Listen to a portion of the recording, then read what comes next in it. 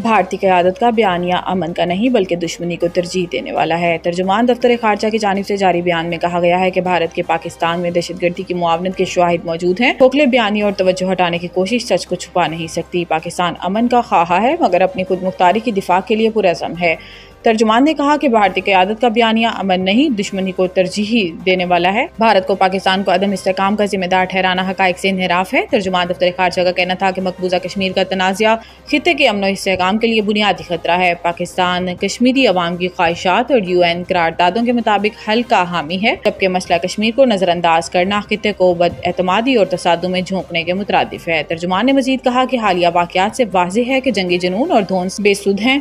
भारत धमकियों, गलत बयानी या ताकत के जरिए अपने मकासद हासिल नहीं कर सकता। जनूबी एशिया में पायदार अमन के लिए संजीदगी, बर्दाश्त और मसले की असल जड़ को समझना होगा।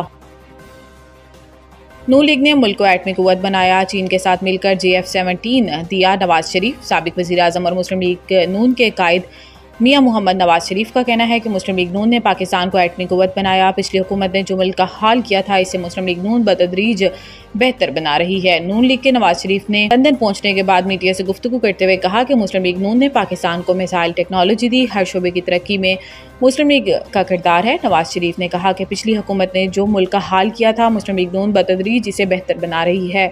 मुल्क के हालात बेहतर हो रहे हैं, मुईशत बेहतर हो रही है। साबिक वज़ीर आज़म का कहना था कि लोग काम को वोट देते हैं, सियासत के साथ साथ काम भी होना चाहिए। नवाज शरीफ ने कहा कि हमारे ज़माने में 4 साल तक रुपया मुस्तहकम रहा, शरह नमू 7 को छू रही थी। मुस्लिम लीग नून ने पाकिस्तान को एटमी कुव्वत बनाया, चीन के साथ मिलकर JF-17 बनाए। वाज़ेह रहे कि नवाज शरीफ अपना चेकअप करवाने लंदन गए और वो ईद भी वहीं गुजारेंगे।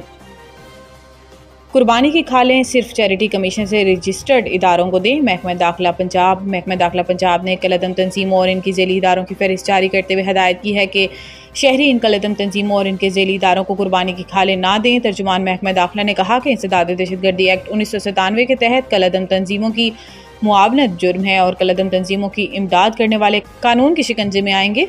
महकमा दाखिला ने कहा कि कुर्बानी की खालें सिर्फ पंजाब चैरिटी कमीशन से रजिस्टर्ड इदारों को दें। रजिस्टर्ड इदारों की तस्दीक इनके सर्टिफिकेट पर QR कोड से की जा सकती है। तर्जुमान ने मजीद कहा कि शहरी यकीनी बनाएं उनकी इमदाद दहशतगर्दों की बजाय सही हकदार तक पहुँचे और इसके लिए रजिस्टर्ड इदारों की तफसीलात महकमा दाखिला पंजाब की वेबसाइट पर देखी जा सकती हैं, जबकि पंजाब चैरिटी कमीशन और नेक्टा की वेबसाइट पर भी तमाम कलअदम तंजीमों की तफसीलात हैं।